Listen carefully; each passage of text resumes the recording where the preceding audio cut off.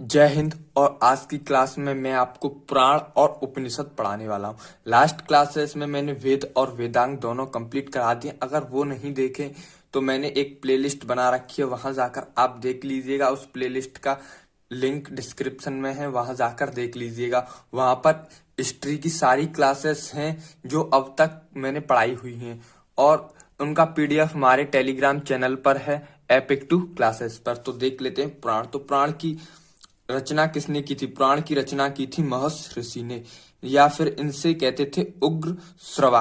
उग्र श्रवा कहते थे।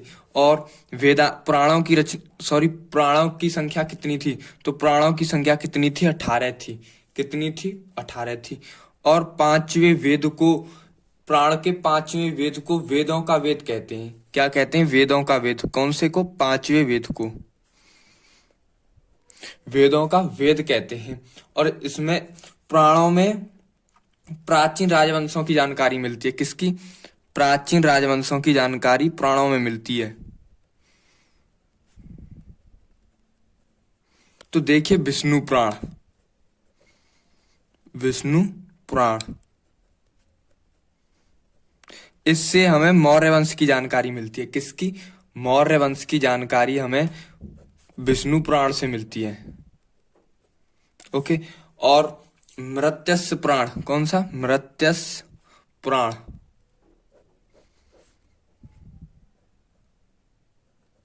मृत्यस्य पुराण, इससे हमें किस वंश की जानकारी मिलती है? इससे हमें सातवाहन वंश की, सातवाहन वंश की जानकारी मिलती है। देखिए, विष्णु पुराण से हमें मौर्य वंश की जानकारी मिलती है, और मृत्युस्य पुराण से हमें सातवाहन वंश की जानकारी मिलती है। और इस मृत्युस्य पुराण में ही विष्णु के 10 अवतारों की चर्चा है। किसकी? विष्णु के 10 अवतारों की चर्चा है। विष्णु के 10 अवतारों की चर्चा किस में है? मृत्युस्य पुराण में है। तो नेक्स्ट देख लेते हैं वायु पुराण। कौन सा? वायु पुराण। इसमें कौन से वंश की जानकारी है? इसमें गुप्त वंश की जानकारी है। कौन से वंश की? गुप्त वंश की जानकारी वायु पुराण में है। और इसमें बताया गया है कि समुद्रगुप्त का घोड़ा समुद्रगुप्त का घोड़ा 3 समुद्र का पानी पीता था। कितने समुद्र का? 3 समुद्र का पानी पीता था। देखिए, आपको मैप की तरफ लेके चलता हूं। एक तो इस साइड में पीता था, और एक इस साइड में पीता था, और एक इस साइड में पीता था। क्योंकि इस साइड में, इस पूरे साइड में ही समुद्रगुप्त का राज्य था। इधर से लेकर इधर से तीनों साइड में ही समुद्रगुप्त का वंश था, कह सकते हैं अधिकार था। तो इस साइड में पीता था, यहाँ भी पीता था, यहाँ भी पीता था। इसलिए कहा जाता था क्योंकि समुद्रगुप्त का घोड़ा 3 समुद्र का पानी पीता था। ओके। तो आई होप आपको समझ में आ गया होगा। तो देखिए, वायु पुराण कंप्लीट हो चुका है। और अब देख लेते हैं उपनिषद। क्या? उपनिषद देख लेते हैं। उपनिषद। उपनिषद का क्या अर्थ होता है? उपनिषद का अर्थ होता है गुरु के समीप बैठकर ज्ञान प्राप्त करना। क्या? गुरु के समीप बैठकर ज्ञान प्राप्त करना।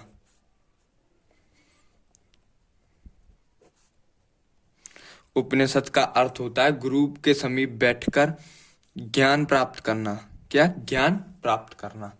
और इस वंश में बताया गया है कि ये राजपूतों की एक प्रक्रिया थी। इसमें ब्राह्मणों का अपमानित किया गया था। ऐसा भी कहा जाता है कि इसमें ब्राह्मणों की कोई चर्चा नहीं है उपनिषद में। इसमें सिर्फ और सिर्फ राजपूतों की चर्चा है।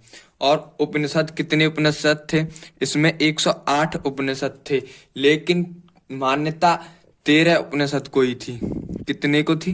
13 उपनिषद को ही मान्यता थी। तो देखिए, सबसे बड़ा उपनिषद कौन सा था? सबसे बड़ा उपनिषद था, वो था बृहद नारायण उपनिषद। बृहद नारायण उपनिषद, ये सबसे बड़ा और प्राचीन था। क्या था? सबसे बड़ा और प्राचीन था।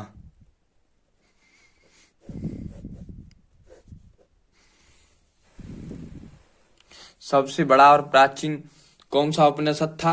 वो था बृहद नारायण उपनिषद था। अब देख लेते हैं कुछ इम्पोर्टेंट उपनिषद हैं जिनसे बहुत फेमस शब्द हैं, जैसे कि ओम शब्द है, तो इसे देख, ऐसे कुछ उपनिषद हैं, वहां से देख लेते हैं। तो देखिए, कठोप उपनिषद, क्या कठोपनिषद, इसमें किसकी चर्चा है? इसमें यम एवं नचिकेता शब्द की चर्चा है। और दूसरा है ओम शब्द, ओम शब्द की चर्चा है। कह सकते हैं ओम शब्द का महत्व है। और अब भी देख लीजिए आप ओम शब्द का कितना महत्व है। तो अब नेक्स्ट देख लेते हैं मुंडकोप उपनिषद। कौन सा? मुंडकोपनिषद।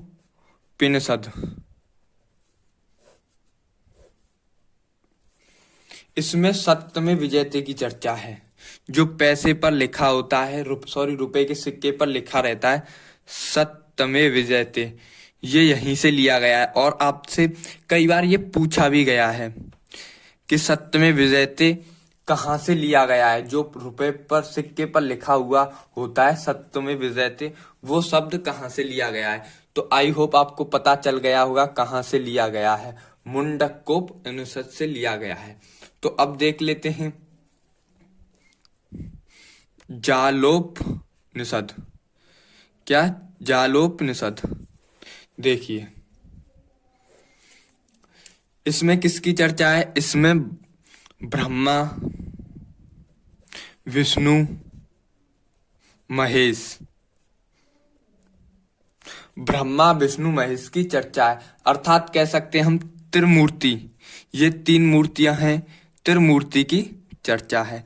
बस थोड़ा थोड़ा पढ़ना है, इसलिए ये फेमस है, क्योंकि अब ब्रह्मा विष्णु महेश की आप देख सकते हैं कि पूजा होती है, तो इसलिए ये फेमस है। और सबसे छोटा उपनिषद और सबसे बाद का उपनिषद है, वो है अलोपनिषद। कौन सा? अलोपनिषद सबसे बाद का है, ये नया उपनिषद है। और इसकी रचना कब हुई है? इसकी रचना सिर्फ ये पूछता है कि अलोपनिषद की रचना किसके साथ हुई है, तो वो हुई है अकबर के साथ। किसके साथ? अकबर के साथ हुई है। बस आप एक नाम याद कर लीजिए, अकबर। और सबसे छोटा है, सबसे बाद का उपनिषद है, कौन सा है? अलोपनिषद है। बस सिर्फ और सिर्फ इतना ही है। तो अब देख लेते हैं स्मृति साहित्य।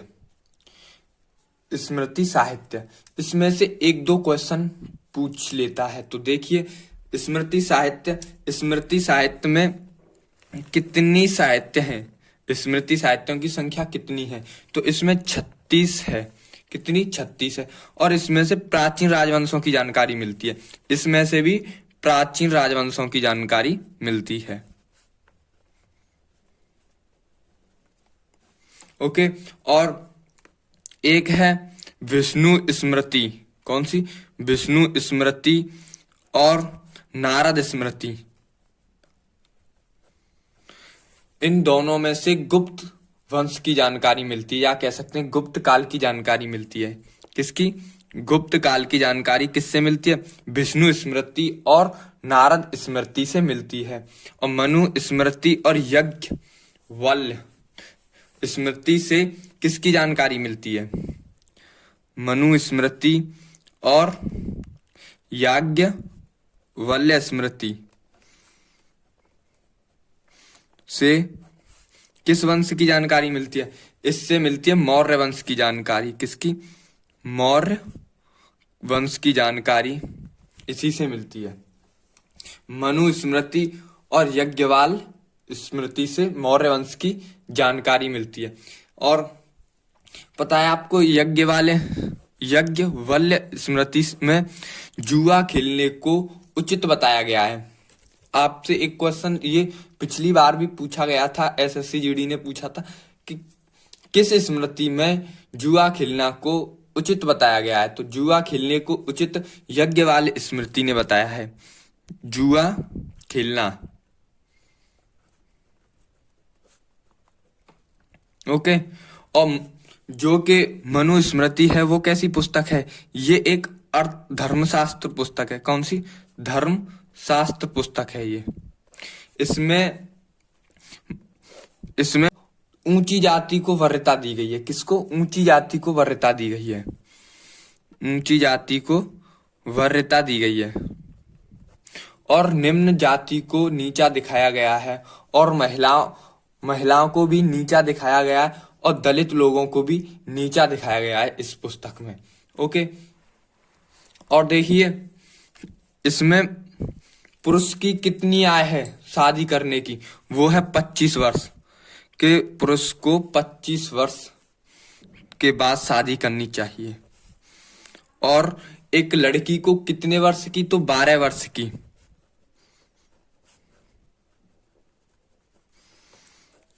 को 12 वर्ष की अवस्था में ही शादी कर लेनी चाहिए। तो ये बातें तो इसमें गलत थी, क्योंकि देखिए मनुष्य 25 वर्ष और एक लड़की 12 वर्ष, तो ये बातें तो बहुत ही गलत थी। तो इसमें 8 विवाहों की चर्चा है। कितने प्रकार के? 8 प्रकार के विवाहों की चर्चा है। ओके, और आपके कितने संस्कार होते हैं पता है आपको? 16 संस्कार होते हैं। आप जब कोई बच्चा अपनी माँ के पेट के अंदर 3 महीने का होता है तभी से वो संस्कार लेना स्टार्ट कर देता है और तब तक मरता है जब तक वो संस्कारों में ही गिरा रहता है। जब वो उसे जलाने के लिए लेके जाते हैं या फिर कैसे कह सकते हैं दफनाने के लिए लेके जाते हैं, वो उसका अंतिम संस्कार होता है, 16वां संस्कार। अंतिम संस्कार भी कह देते हैं, लेकिन उसको कहते हैं दाह संस्कार। क्या? दाह संस्कार, या फिर कह सकते हैं आप अंतिम संस्कार। आपसे यही पूछा जाता है कि 16वां संस्कार कौन सा है, तो ऑप्शन में होगा दाह संस्कार या अंतिम संस्कार। आप इन दोनों में से कोई से भी ऑप्शन पर टिक लगा दीजिए, एक ही आएगा, ऐसा नहीं है दोनों होंगे, एक ही आएगा, टिक लगा दीजिए और आपका आंसर सही हो जाएगा। तो आगे देखिए ऋण, तो वो पूछ लेता है ऋण। ऋण कितने प्रकार के होते हैं? ऋण 3 प्रकार के होते हैं। कितने प्रकार के? 3 प्रकार के होते हैं। बस इतना ही पूछता है और पूछ लेता है कौन कौन से होते हैं। तो देखिए, एक होता है देव ऋण और दूसरा होता है ऋषि ऋण और तीसरा होता है पितृ ऋण। कौन सा? पितृ ऋण। ये 3 ऋण होते हैं। और एक ये भी पूछ लेता है कि पुरुषार्थ कितने होते हैं? पुरुषार्थ कितने होते हैं? तो ये होते हैं 4। कितने होते हैं? 4 होते हैं। कौन कौन से होते हैं वो? देखिए, एक होता है धर्म, दूसरा होता है अर्थ और तीसरा होता है काम और चौथा होता है मोक्ष। कितना? मोक्ष। मनुष्य को अपने जीवन में क्या क्या करना चाहिए? धर्म के लिए, अर्थ, काम, मोक्ष। ओके, ये 4 हैं। और देखिए आश्रम की संख्या, आश्रम की संख्या कितनी है? नेक्स्ट है आश्रम।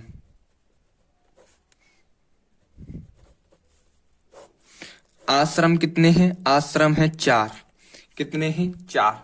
आप समझ रहे होंगे आश्रम क्या होता है। तो देखिए आश्रम होता है जो मनुष्य अपनी माँ के गर्भ के अंदर 3 माह के बाद वो संस्कार जन्म लेने के बाद, जब वो कहते हैं ना कि जन्म लेने के बाद अब उसे पढ़ना चाहिए, अब उसकी शादी कर देनी चाहिए, अब उसके बच्चे हो गए, उन्हें पालना चाहिए, तो उन सब को ही आश्रम कहते हैं। क्या कहते हैं? आश्रम कहते हैं। तो देखिए, मनुष्य जन्म से 5 वर्ष की अवस्था को बाल्यावस्था कहते हैं। क्या कहते हैं? जब वो बचपन होता है, बाल्यावस्था होती है, या कह सकते हैं शिशु अवस्था होती है, तब बच्चे को कोई ज्ञान नहीं रहता है, लेकिन उसकी बाल्य अवस्था रहती है। ओके, तो पहला आ जाता है उसका, क्या आता है? ब्रह्मचर्य जीवन। कौन सा? ब्रह्मचर्य जीवन। उसे ये कब से कब तक जीना चाहिए? ब्रह्मचर्य का पालन करना चाहिए। 5 वर्ष से लेकर 25 वर्ष की आयु तक उसे ब्रह्मचर्य का पालन करना चाहिए। मतलब उसको शिक्षा लेनी चाहिए। पहले गुरुकुल होते थे, तो गुरुकुल में शिक्षा, मनुस्मृति की पुस्तकें पढ़ रहे हैं आप इस टाइम, अब ये समझ लीजिए। अब सेकंड है गृहस्थी। अब उसे गृहस्थी जीवन जीना चाहिए। गृहस्थी जीवन कब से कब तक? 25 वर्ष की उम्र से 50 वर्ष की उम्र तक उसे गृहस्थी जीवन जीना चाहिए। गृहस्थी जीवन समझते हैं आप किसे कहते हैं? परिवार के साथ। किसके साथ? परिवार के साथ। आई होप आपको समझ में आ रहा होगा। तो देखिए तीसरा कौन सा है? वानप्रस्थ जीवन। कौन सा? वानप्रस्थ। ये क्या होता है वानप्रस्थ? ये होता है आपको सामाजिक तथा धार्मिक जीवन कार्य करने चाहिए, समाज के साथ जुड़ जाना चाहिए, सामाजिक कार्य करने चाहिए, धार्मिक जीवन क्या कहते हैं अपने में ढाल लेना चाहिए। ये कब से कब तक आता है? ये आता है 50 वर्ष से लेकर 75 वर्ष तक आपको क्या सामाजिक कार्य करने चाहिए, सामाजिक और धार्मिक जीवन जीना चाहिए। आई होप आपको समझ में आ रहा है। तो देखिए नेक्स्ट चौथा है, इसमें 4 मैंने कितनी संख्या बताई थी आश्रम की? 4। और पहला, दूसरा, तीसरा और चौथा है सन्यासी जीवन। क्या? सन्यासी जीवन। सन्यासी जीवन कब से कब तक होना चाहिए एक मनुष्य को? 75 वर्ष के बाद। सन्यासी को तो जानते होंगे आप, क्या कहते हैं सन्यासी? देखिए सन्यासी वन में तपस्या करता है। किसमें करता है? वन में तपस्या। देखिए मनुस्मृति के अनुसार मनुष्य को इन 4 जीवन के अनुसार जीना चाहिए, लेकिन अब कोई नहीं जीता। सिर्फ और सिर्फ इस पहले को तो कोई जी नहीं रहा है, इसको ब्रह्मचर्य का पालन इसे तो कोई कर ही नहीं रहा है, गृहस्थी जीवन जी रहा है सब। और इसमें भी हैं कुछ लोग, इसमें भी हैं, लेकिन ब्रह्मचर्य का पालन भाई कौन कर रहा है इस टाइम? कोई नहीं कर रहा है। देखिए फर्स्ट है ब्रह्मचर्य का पालन, 5 से 25 वर्ष की अवस्था तक गुरुकुल में शिक्षा लेनी चाहिए। और दूसरा है गृहस्थी जीवन 25 से 50 वर्ष तक। तीसरा है वानप्रस्थ जीवन जो 50 वर्ष से 75 वर्ष तक। और चौथा है सन्यासी जीवन जो 75 वर्ष तक के बाद आप कितने भी साल जिए ये उसके लिए है। तो अब नेक्स्ट देखेंगे हम महाकाव्य। क्या? महाकाव्य। आज की वीडियो में हमने 4 टॉपिक, चौथा टॉपिक है, हमने पहला टॉपिक कराया था पुराण। क्या कराया था? पुराण। दूसरा कराया था उपनिषद। 2 कंप्लीट करा दिए, तीसरा भी कंप्लीट करा दिया है स्मृति साहित्य। क्या? स्मृति साहित्य। और चौथा टॉपिक अब कंप्लीट कराएंगे, वो क्या है? महाकाव्य। और फिर आप पहुंच जाएंगे क्या? प्राचीन इतिहास में पहुंच जाएंगे। और कल की क्लास होगी वो प्राचीन इतिहास पर होगी। तो देखिए अब पढ़ा देते हम क्या? महाकाव्य। तो देखिए महाकाव्य, तो देखिए महाकाव्य कितने हैं? महाकाव्य हैं 2। कितने हैं? 2 हैं। कौन कौन से हैं? देखिए फर्स्ट है रामायण और सेकंड है महाभारत। ये दोनों आपने अधिकतर टीवी पर सीरियल आते रहते हैं इनके, तो वही हैं ये। देखिए रामायण की रचना किसने की थी? रामायण की रचना की थी वाल्मीकि ने। किसने? वाल्मीकि ने रचना की थी रामायण की। ओके। और इसमें प्रारंभ में कितने श्लोक थे? इसमें 12,000 श्लोक थे। कितने थे? 12,000 श्लोक थे। और वर्तमान में 24,000 श्लोक हैं। कितने हैं? 24,000 श्लोक हैं। और इसे गुप्त काल में पूरा किया गया था। किसमें? गुप्त काल में पूरा किया गया था रामायण को। ओके। और रामायण में 7 कांड हैं। कितने कांड हैं? 7 कांड हैं। कांडों को क्या कहते हैं? खंडों को कांड कहते हैं। क्या कहते हैं? जो खंड होते हैं उसे ही कांड कहते हैं। आप समझ रहे हो कांड कुछ हो, आई होप वो कांड नहीं होते हैं, ये खंडों को ही कांड कहते हैं। आई होप आपको समझ में आ गया होगा कि किसे कांड और किसे खंड कहते हैं। ओके। और देखिए रामायण का सबसे बड़ा कांड कौन सा है? रामायण का सबसे बड़ा कांड कौन सा है? तो वो है युद्ध कांड, जिसमें राम ने रावण को मारा था। वो कांड सबसे बड़ा है, युद्ध कांड, वो सबसे बड़ा है। और सेकंड है और रामायण में सबसे महत्वपूर्ण कांड कौन सा है? वो है सुंदर कांड। कौन सा है? सुंदर कांड सबसे बड़ा है। और रामायण क्या है? रामायण एक लीला है। क्या है? लीला है। रामायण और महाभारत, इससे हमें ये सीखने को मिलता है कि हमें राम ने एक लक्ष्मण रेखा काटी थी कि आप इससे बाहर मत निकलना, और भेष बदल कर आ गया और पकड़ ले गया। इससे ये था कि किसी को, जो अपना साथी है, उसे अकेला मत छोड़िए। आप कुछ भी कर दीजिए लेकिन कुछ न कुछ तो हो जाएगा। इसलिए इसमें बताया गया कि आपको इनसे सीखना चाहिए, रामायण से, महाभारत से। तो देखिए, अब रामायण देख चुके हैं, अब महाभारत देख लेते हैं। महाभारत की रचना किसने की थी? महाभारत की रचना देव व्यास ने की थी। किसने की थी? देव व्यास ने इसकी रचना की थी। और इसका प्रारंभिक नाम है जय संहिता। क्या है? जय संहिता इसका नाम है। महाभारत का प्रारंभिक नाम जय संहिता है। तो देखिए, जय संहिता इसका क्या नाम है? पुराना नाम था, नया नाम महाभारत है। और महाभारत में कितने श्लोक थे? 8,800 श्लोक थे। और वर्तमान में कितने हैं? वर्तमान में 1,11,000 श्लोक हैं। कितने? 1,11,000 श्लोक हैं। ओके, इसमें 18 पर्व हैं। कितने पर्व हैं? 18 पर्व हैं। खंडों को ही पर्व कहते हैं। क्या? खंडों को ही पर्व कहते हैं। इसमें पर्व कहते हैं। तो देखिए, महाभारत कितने दिन चला था? महाभारत चला था 18 दिन। कितने दिन? 18 दिन चला था। हर एक नए दिन, हर एक पर्व लिखा जाता था। हर एक दिन, हर एक नया पर्व लिखा जाता था। और इसमें सबसे महत्वपूर्ण पर्व है, वो कौन सा है? भीष्म पर्व। कौन सा है? भीष्म पर्व है, जिसमें अर्जुन और कृष्ण का वार्तालाप है। किसका? भीष्म पर्व में अर्जुन तथा कृष्ण का वार्तालाप है, इसलिए ये महत्वपूर्ण है। ओके, और भीष्म पर्व को ही क्या कहते हैं? भगवत गीता कहते हैं। भगवत गीता कहते हैं ना, गीता पढ़ लें तो भीष्म पर्व को ही भगवत गीता कहते हैं। ओके, आई होप आपको आज की क्लास समझ में आ गई होगी। अगर आज की क्लास समझ में आ गई हो तो लाइक शेयर सब्सक्राइब कर दीजिएगा। और एक नई सीरीज आ रही है आपके लिए, टॉप 50। कौन सी आ रही है? टॉप 50। अगर आपके टेलीग्राम चैनल पर डाल दी जाती है टॉप 50 जीएस क्वेश्चंस।